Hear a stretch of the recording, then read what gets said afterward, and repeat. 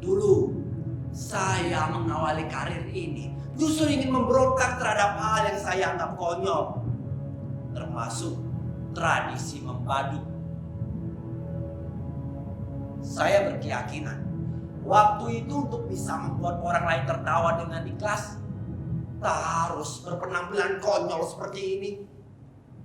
Bedak dan ginju tebal, hidung bendul kemerahan, langkah-langkah cakep melintang, atau apapun yang sekiranya itu dianggap lucu.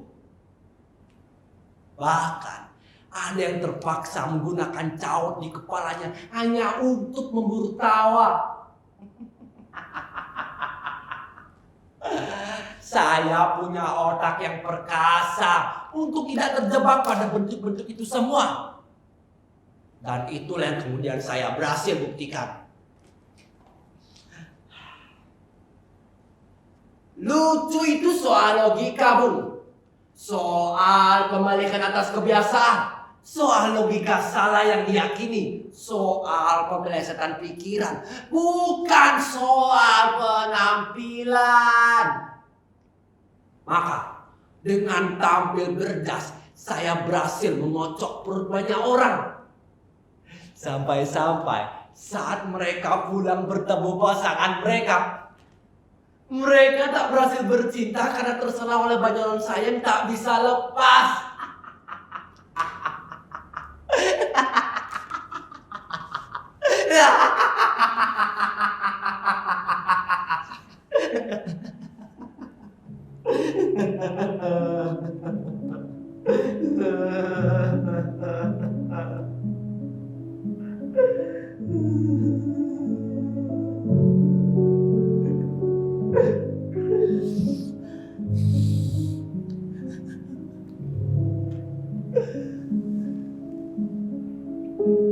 Saya sungguh merasa heran dengan perkembangan penonton pada masa ini.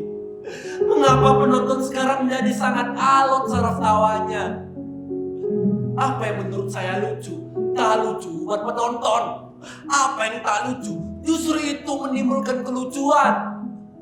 Anehnya, setiap kali saya terpleset memprolog salah seorang penonton, justru itu yang dianggap lucu.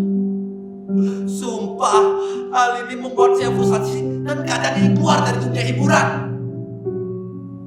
Khususnya lawak. Tiba-tiba saya merasa melawak di zaman ini sungguhlah sangatlah sulit. Sementara itu, sebenarnya saya tak tega lagi menjalankan profesi ini.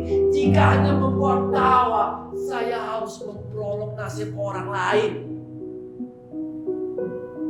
Sayangnya, karena priuk nasi saya tergantung pada tawa, maka dengan hati tak ikhlas, saya tetap menjalaninya.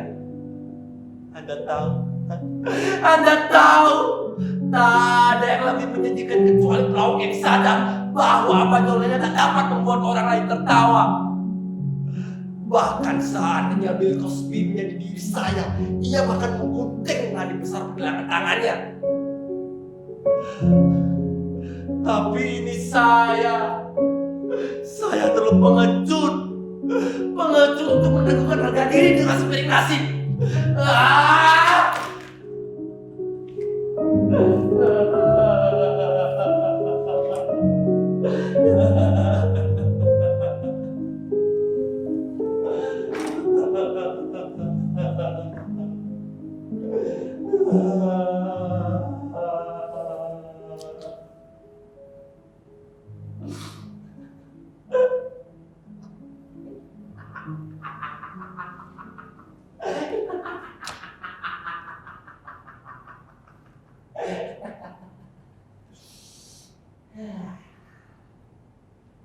Pada suatu hari, saya pernah melakukan sebuah acara pemenangan politik.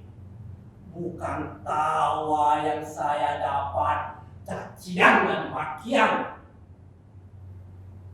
Menurut para penonton yang kebanyakan para politikus itu, saya telah melakukan pelecehan terhadap Sarah.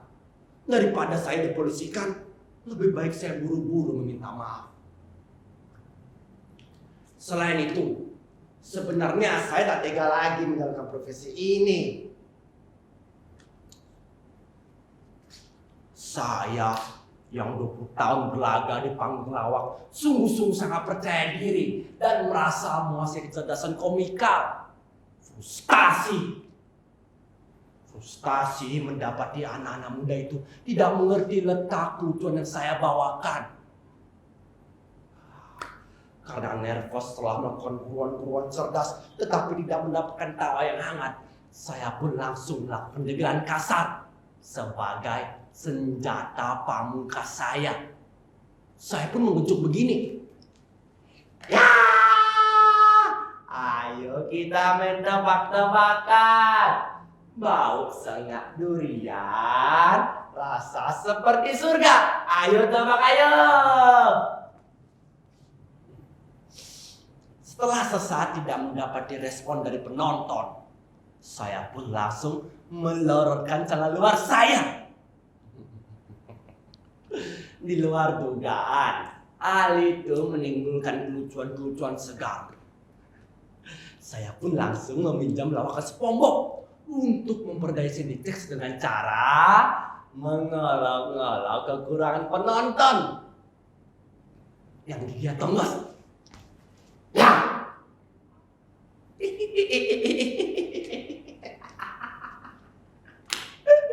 Mas, apa kabar, men? Jangan sombong begitu. Itu permennya mau keluar.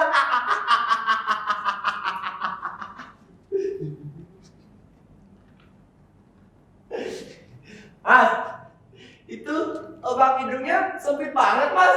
Ngeri napas ya, pengen umurnya panjang kan?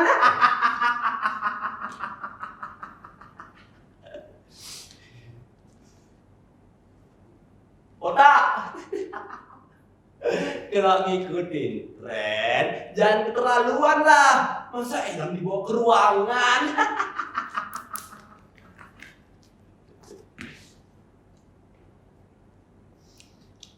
Anda tahu, efeknya sangat luar biasa dan menimbulkan gempa tawa. Meski saya tahu, itu degelan buruh bangunan. Kalau di sini ada buruh bangunan, saya benar-benar meminta maaf. Setidaknya itu bisa memberi semangat baru di dalam hidup saya. Dari beberapa pengalaman memanen banyak tawa, saya pun bertekad untuk bisa menunjukkan para penonton. Saya tidak percaya kalau di dunia ini tak ada kelucuan yang tak mampu menimbulkan kebekuan.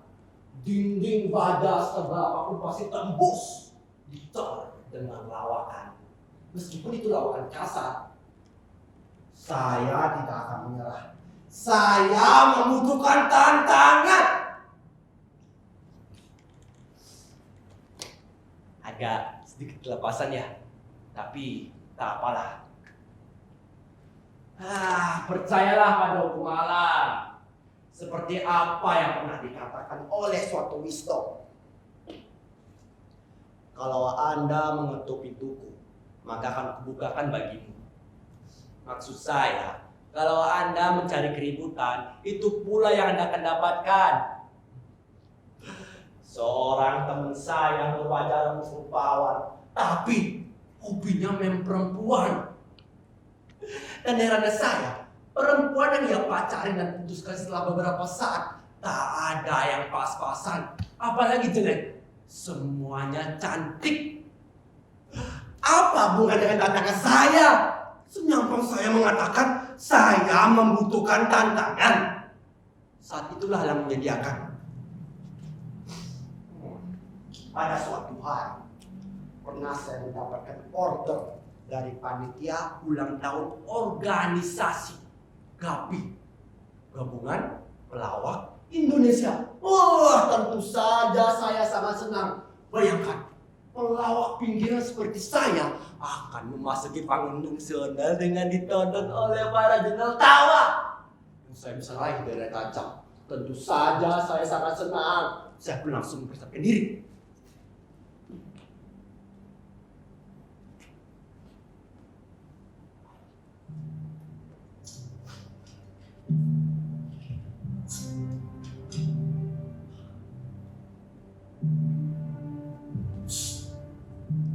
Tapi sungguh, saya tidak menyangka jika akan bertemu dengan labirin gelap yang mengerikan.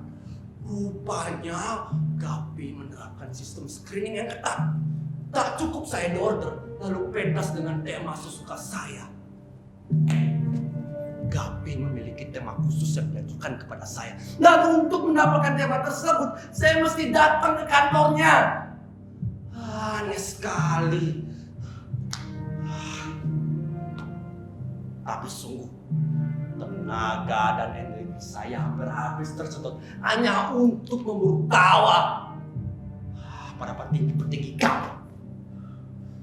Saya mesti melewati hari yang terbelit dari satpam, administrasi, kreator, dan yang terakhir adalah Jenderal Tawa. Demikianlah masyarakat menjuluki pemimpin komedian itu.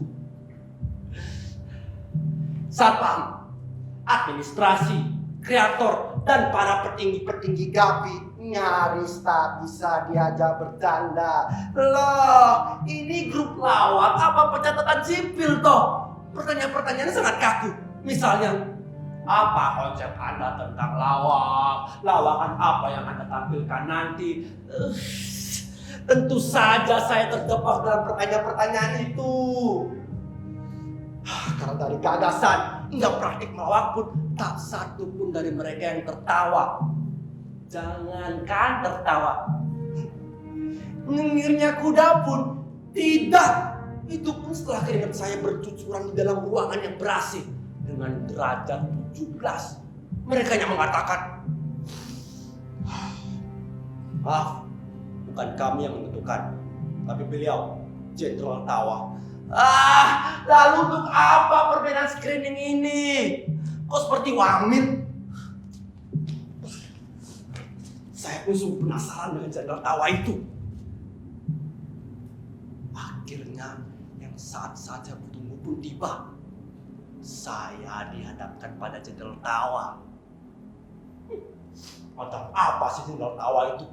Kelucuan kok desentralisasi? Apakah kelucuan itu mirip seperti partai yang satu suara bulat? Begitu. Apakah kelucuan itu tidak bisa secara spontan? Bukannya kelucuan itu akan menjadi garing kalau kita tulis dalam skenario. Gila. Syarat saya untuk lolos dari Jenderal Tawa, saya mesti membuat Jenderal Tawa itu terpingkal-pingkal. Gampang. Saya akan mengeluarkan tenaga luar saya. Kalau itu tidak lucu, saya akan mengeluarkan tenaga dalam saya. Kalau itu benar-benar tidak lucu, saya akan mengangkat ember bersatukan semen dengan kemaluan saya.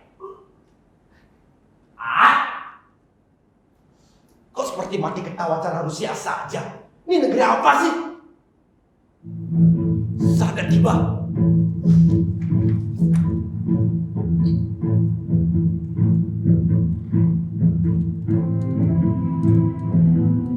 Saya dibawa masuk ke dalam ruangan yang suram dan hawa yang lembab.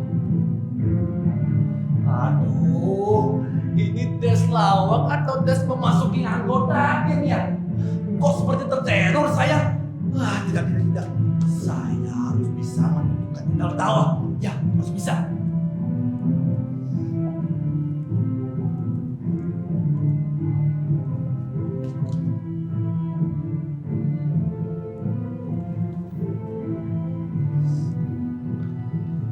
Anda tahu, bersikap tertekan yang kelawakan itu adalah suatu kesalahan yang besar. Mengapa saya harus mengikuti aturan kriteria ini? Tetapi sudah berlanjut. Mungkin saja ruangan itu disiapkan untuk merusak hari pelawak. Dalam kerumangan cahaya ruangan itu, saya melihat sosok yang gelap. Sosok yang beku. Seorang duduk bergeming di kursi, mengenakan jubah gelap dan topi laken. Jangan tanya wajahnya, tentu saja tak kelihatan. Saat lampu berwarna merah menandakan itu mulai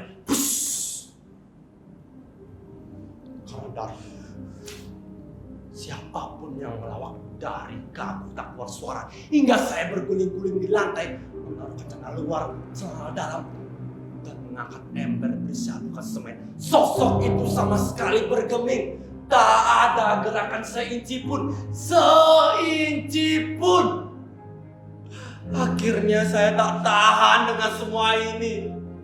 Tangis pun keluar dari mulut saya. Saya memohon, tolong jangan siksa saya seperti ini. Jika saya tadi mau, suruh saja saya keluar. Saya tak berharap mendapatkan job dari sini. Saya bisa mencari makan dengan menjadi badut di perempatan jalan atau pesta ulang tahun anak. Tapi tolong jangan siksa saya.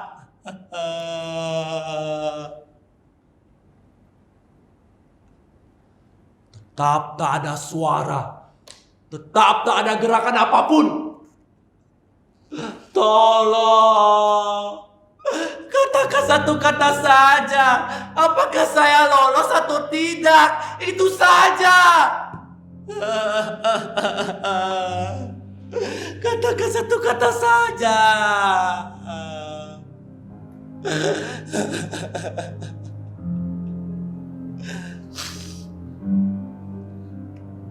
Tiba-tiba terdengar suara desir mesin. Meskipun suara itu halus, saya yakin itu desir mesin. Mulailah sosok jenderal itu bergerak. Tapi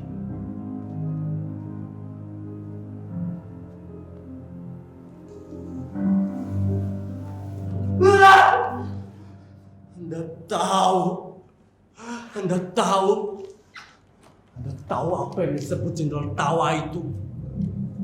Jenderal tawa berwarna coklat tembaga mulai memberi petua kepada saya.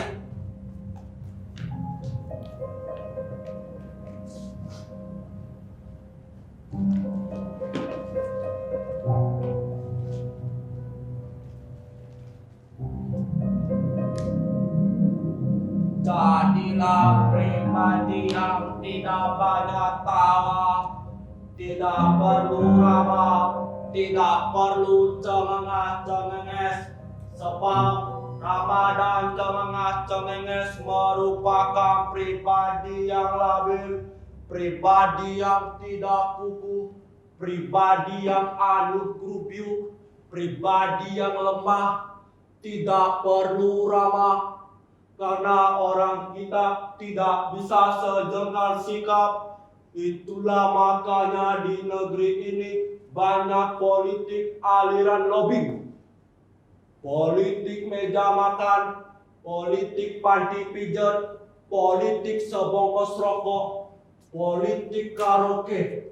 Orang kita tidak bisa sejengkal sikap. Apa ini?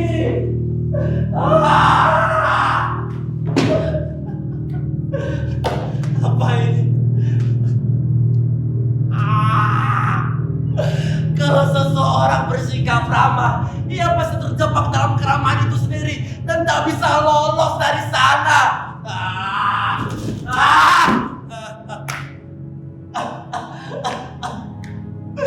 Orang diajak tertawa terbahak-bahak sampai pada akhirnya ia tak bisa menolak ketika ia dijebak dalam suatu konspirasi jahat.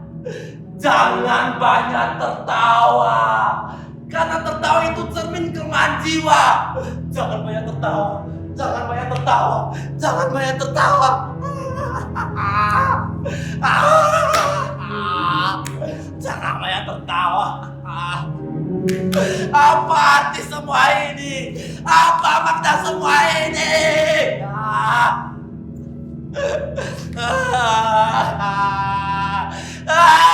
Bangsa!